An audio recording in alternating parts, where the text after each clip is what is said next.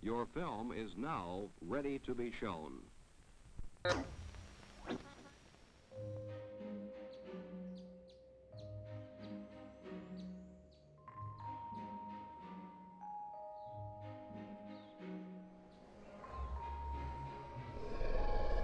We've all found ourselves at some point in our lives wondering where we could get a fossilized Triceratops skull or a Brontosaurus skeleton. Just in case we needed one. In case of an emergency. Well, maybe not everybody. But there must be enough of us because the acquisition of dino bones is very serious business and nothing new per se. For thousands of years, the Persians, Chinese, Greeks, and others were writing about, sketching, and trading what they believed to be pieces of long-dead mythical monsters. Beasts who had stomped around the world, undoubtedly ruling the place. Then, for reasons no one really understands, they disappeared from this continent. But their bones remained, buried through millions of years. Seas and mountains and great masses of land came and went. The surface of the earth changed and rechanged, but the bones embedded beneath ancient rock, waiting to give up their secrets, remained. And those secrets have been awe-inspiring to discover. In past centuries, certain types of bones were thought to have medicinal and magical properties, meaning unusual specimens could bring in hefty profits. Ancient, oversized reptiles may not be quite as exciting as biblical leviathans, but they're pretty darn close.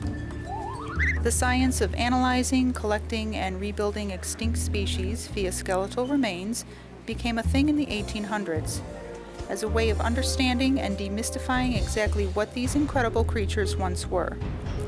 By articulating that research through process, study, and terminology to institutions, and finally sharing the resulting knowledge with the world at large. More often than not, that sharing is done through museums. Methodically extracting dinosaur skeletons from the earth is typically done these days by specialists sponsored by the universities and museums themselves. Bones dug out of the ground by museums for museums in order to collect specimens, create information products, and attract visitors.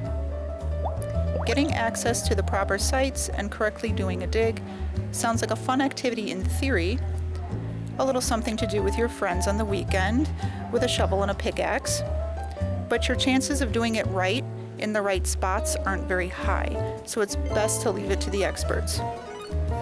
A team of students from Texas Tech University has been working a rich bed of fossils from the earliest days of dinosaurs under the guidance of their teacher. Oh, yes. The fossil bones are scattered through a layer of mudstone laid down 225 million years ago. Excavation is slow and tedious.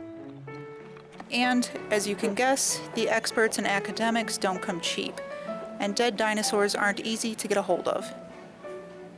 All of this means that the skeletons can be expensive.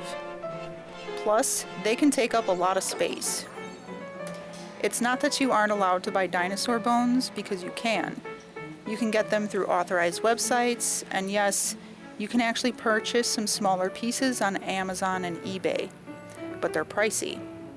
If you have the money and the space, and don't mind staring deeply into the empty eye sockets of a terrible lizard every morning during breakfast, by all means, don't let anyone or anything stop you.